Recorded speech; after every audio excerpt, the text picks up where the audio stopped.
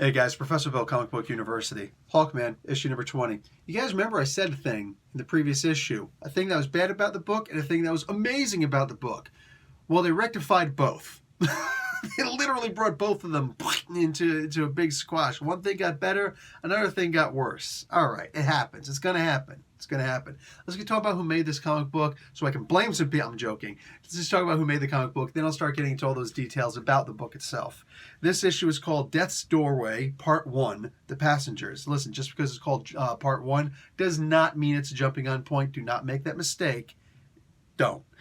Robert Venditti is the writer. Fernando Passarin, I can't read that, DC.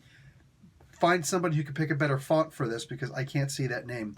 Anyway, that person is the pencils. Sorry, Fernando, for screwing up your name. It's genuinely not my fault. I try. Plus, who else gives credit where credit's due when you're talking about, comic book reviews? Nobody else does that, unless it's written.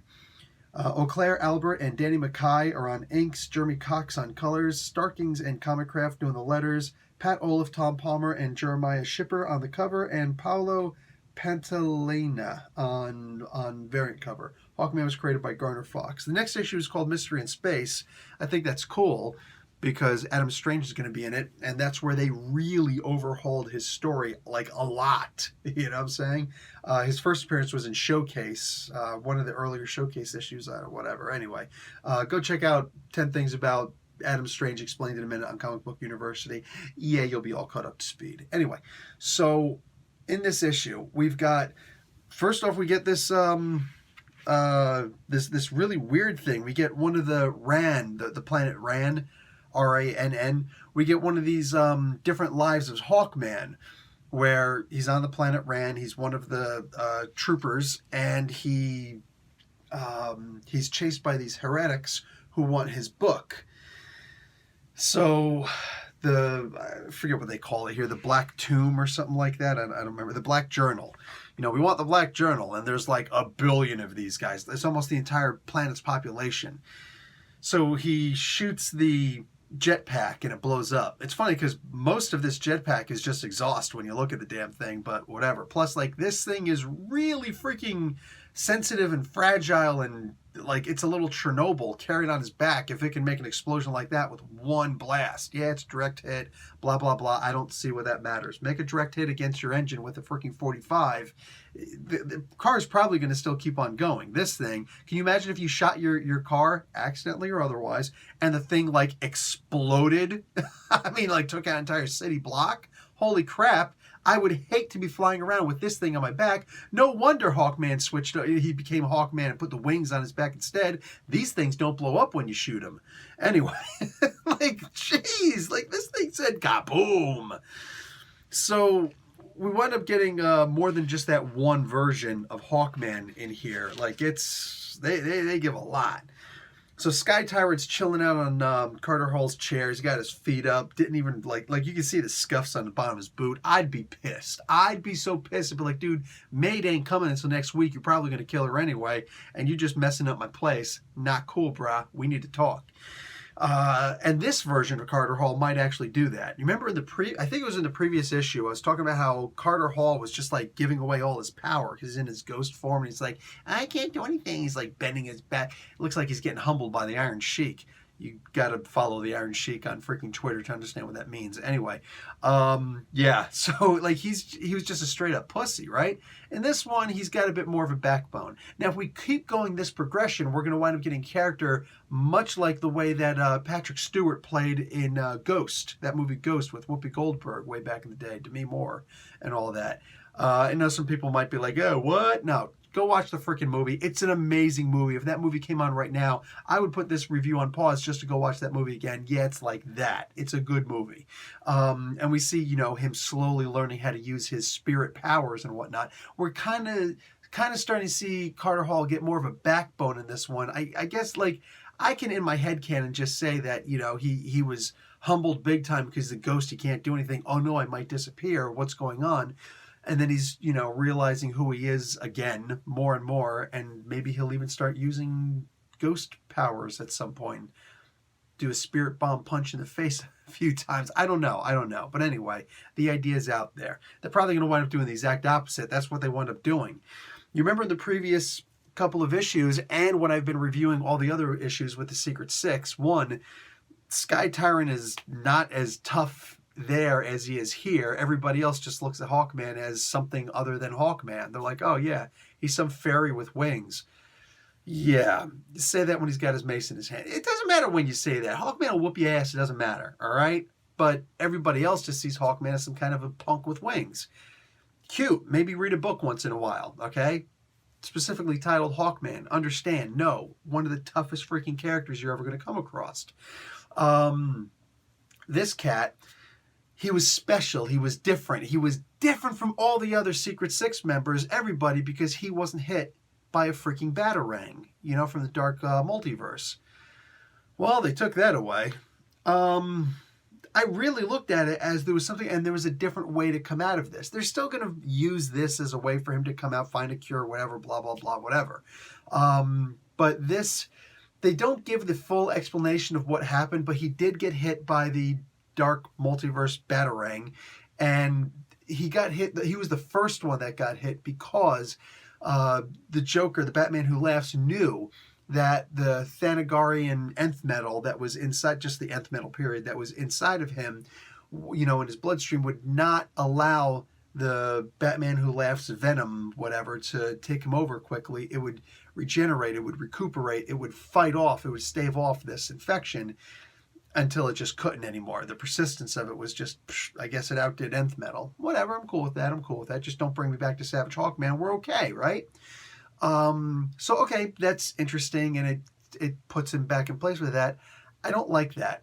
I honestly feel like, you know, like, I think that there might be a written review out there, too, of Hawkman, but honestly, aside from this comic skater that was reviewing the book for a little while, I'm the only one who's been consistent on always delivering Hawkman reviews. That's right, I'm special.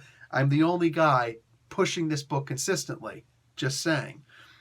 Sucks though, because there's still like less than 400 views on your average video, so it unfortunately, like, it kills me. If it shows me that people just don't care about Hawkman, okay, whatever, man. If I gotta be the sole wingman, bring the noise. Me and Tim Board from Hawk World, we will be the only ones to continue freaking talking about these books. Whatever. I don't even see Venditti talking about these books, which kills me. Anyway, so I feel like, you know, somebody from higher up on DC saw my review and was like, hey, wait a second. What do you mean? I told Venditti to do such and such. Robert, get your ass in gear and make him just like all the other freaking infected. You know, pointless and nothing special about him. Venditti's just like, all right, fine, whatever. And he does it. And it's like, they pay my salary. What am I supposed to do? I don't know. Because honestly, to be entirely honest, I'd rather it be that instead of him say, no, it was my idea to do that the whole time. Well, that stinks. He's not special anymore. Genuinely, he's not special anymore. He's just like all the rest, and all the rest suck, so now he sucks too. I'm not going to... Make no mistake, dudes. I am not sitting here doing a freaking review for Venditti. I don't think he watches these anyways. If he does, oops. Anyway, I don't do reviews for the writers or the artists of the book. I don't do that. I do that for everybody else, you know? So I got to be honest. Like, I see that. It's cute, I guess, that he's involved in the story. But think about it. This is the only book that's actually delving into it. Aside from the actual, you know, Batman vs. Superman books, which ended now, and now we're going into the Hell Arisen stuff, which I'm not even bothering to review, because I just don't care. I genuinely just don't care. They do one-shots for a couple of the characters. They ignore some of the other characters. Supergirl, they're doing something with Supergirl, you know what I'm saying? And they're switching writers on that. You remember when Marvel went into this world where they were like, yeah, the writers don't matter, the artists don't matter, it doesn't matter. Spider-Man sells himself. And then all of a sudden, Image Comics, F you, Marvel. And all of a sudden, Marvel goes bankrupt. No, it's not an exact chain of events, but they are related. So, and now DC, it looks like DC is doing the same thing. You had one character that was being done really special, and now, nope, fall in line. Thank you. Thank you for taking away the one thing that was excellent about this storyline that otherwise I'm not even really that invested in. I don't care about the Sky Tyrant right now. I really don't. I'm also a little bit weirded out that they call the ship the soar ship. You know, soar like a bird. Look, man, I was a kid once too. I'm not a kid anymore. It'd be nice if more kids were reading comic books. When I was a kid, I'd be like, the soar ship, that's cool. Now I look and I'm like, the soar ship? What is it like? Was the soar ship the day after the ass whooping ship? It's like you got your ass whooped, now you're sore all over, right? What is that? A soar ship? Whatever. I'm literally just trying to have fun with this at this point. It is what it is. But we do see the Atom. We do see Shayara Hall. We see, I already told you, Adam Strange in this book. It's like the cast and the crew of the best friends of Hawkman, the Hawkman BFFs. You know what I'm saying? They're all coming together. And this is cool because it's funny. It was just last week. I was just scrolling around and I found, and I don't know, you know, when you get lost in the internet, you're just like, oh, where am I going to go? Where's this going to take me? Fall down the hole. I actually found this older article by, or whatever, an interview or whatever by Venditti when he was talking about jumping on this book. He was like, oh, hey, check it out, man. Yeah, I don't really know anything about Hawkman, but I was assigned to this book. So I'm like, hey, let's do something with it. For not asking to be on a book, for not coming up and saying, this is one of my dream projects, this is a really awesome book, all things considered. The guy knew nothing about Hawkman, and the only thing he really knew about him is that he's the most convoluted character in comics. That's in all comics, not just DC Comics. Dude's messed up. You got to be a serious fan to be able to say, well, actually, that one life happened in between. You know what I'm saying? I could do that. But for him to have only been on this for 20 issues and to already, you know, have this cast and crew come together of his old best friends, I'm digging that. I'm definitely digging that. Plus, again, he is also blazing new trails in this, which is good for us old fans because we've seen most of the stories before. You know, we'd love to see something new. So I'm digging on that. We do get another version of Hawkman in this. I'm going to show you the picture because this is actually pretty cool. First off, I'm going to show you this one. Like, I like that Carter Hall's getting a backbone in this issue. Definitely digging on that. And what do we got here? We've got... This is not a close-up. This is not a close-up. Like, the Hawks are down here. I don't know what these little red penises are down here. That's just fun. Okay, cool, man. He's stepping on dicks. He's stepping on dicks. It's Sausage Land, and he's trampling through it. So, I'm going to die now. Yeah, that's going to go down great. Anyway... So look at it, giant size Titan class Hawkman. I'm down with it. Whatever. You know what? Get a little guy in all red with a little sword and going doo, doo, doo, doo, doo, doo, and just stick him inside. He can be a freaking Mighty Morphin Power Hawk. I'm good with it. I don't care, man. Like, have some fun with this damn comic book. Lord knows we need it. So, giant size version of Hawkman in here. Hard to tell from what was written. It seems like there's contrary evidence in here because it just hasn't been revealed yet. Is this guy a part of the Hawk family, or is he outside of the Hawk family? He's clearly a guardian, but it seems like he is one of the Hawk line. But there was also something I read in there where it looked like he's not. You know, like, does that mean that he's an automaton? I don't know what that means. For now, I'm just going to go with, yes, he's one of the Hawk whatevers, and Sky Tyrant is technically the most recent. Excuse me. So, well, the current, I should say, the current. But when you're talking about time and space, there is no such thing as a current. Current, when what timeline? You know what I'm saying? All that being said, like, just sometimes just let that stuff go. Who cares, right? It's interesting to me, though, that they did decide to take away what was unique about the Sky Tyrant. They're investigating, and so it's like, you know, you can't rely on the Justice League to fix this. Like, oh, Justice League is searching for a cure. They can't find anything, blah, blah, blah, blah. Now, if they did, here's the thing. If they did something special and said that the people around Hawkman or Carter himself, whatever, it was in this book that they were able to figure out the cure to be able to fix everybody, that would be DC Comics showing that they actually care about the characters that they have. I mean, it's one thing to say that they don't when they're putting a lot of trust in a character like Hawkman, where the only guy who's reviewing it can't hit, 400 reviews, 400 views on a freaking video, right? where the sales just, I mean, let's be realistic. This is not the Immortal Hulk. You know, even with its current listings, it's not the Immortal Hulk. You know, is what it is. So I like that DC's doing that, but it'd be great if they put more emphasis in characters other than characters with an H on their chest or an eagle or a bat. How about an entirely different flying creature? How about a freaking hawk? You know, like DC Comics needs to understand that they've got more than the Holy Trinity, and realistically, they don't even know that. It's all just Batman, Superman. The only reason why they're pushing Wonder Woman is because it outsold everything else that they'd been doing. You know, for the most part, it had better reception than the Batman movie, the Superman movie, all that nonsense. You know, like Wonder Woman, like wow, yay! If the next one doesn't do as good as they were hoping for, though, do not expect to see a part 3. I'm serious about that.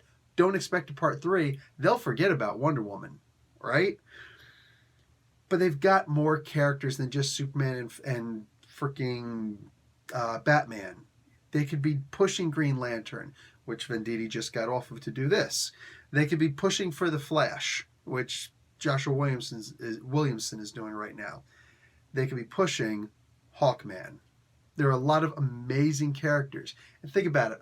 The few times when he shows up in a TV series or something like that, all of a sudden views expand. They skyrocket. Like, whoa. Half of us, well, less than half of us, are like, holy crap, it's Hawkman.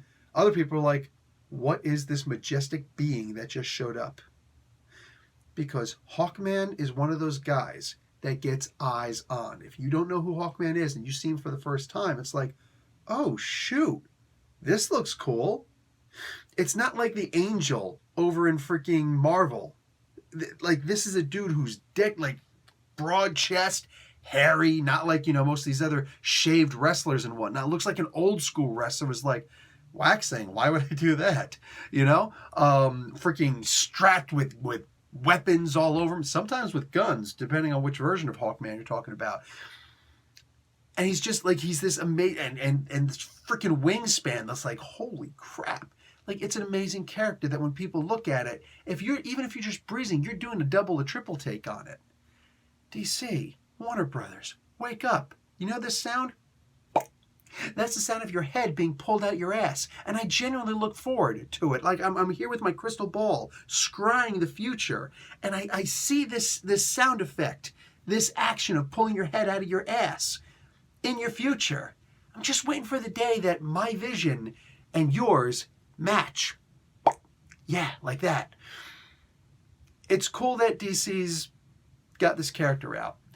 But what a great feature it would be if they were to have this Hell Risen book, whatever, and all this other crazy stuff with the Batman Who Laughs and the Apex Lex and the who cares about this silly storyline thing going, if they actually directed it back to this title. I got the damn book here. Unlike most people who review comic books, I actually physically buy my comic books instead of look them up online. Maybe they're buying them.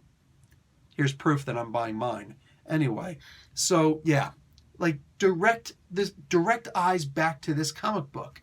I'm telling you, man, as a guy who freaking graduated business degree with a focus on marketing, there are so many ways to market a book. One of them is not just, hey, cold call, here's an advertisement for, because you see that in this book. Oh, look, Flintstones on MeTV. This doesn't do anything for me. I'm not going to go and look at Flintstones on MeTV. I can freaking look them up on YouTube. How do you actually get me involved in that? Oh, the story that they were doing where it's like, oh, the Svengoolie thing. Like, that's how you market a freaking book. Good job, Dan Daddio. I got to give you good, some serious credit on that. However you pronounce your name. Sorry, don't mean to butcher your name. So they could do something like that in here. Have the ending of that story or something involved in there. Direct the story back to here so that the 3 people who are reading that comic book can actually say, oh, wait, this is happening in the Hawkman book? Oh, crap, I should go and check it out. Oh, wow, look at this. And all of a sudden, now reviewers are talking about this book, bringing them back over here. Your book is bringing people back over. There's so many ways to do this.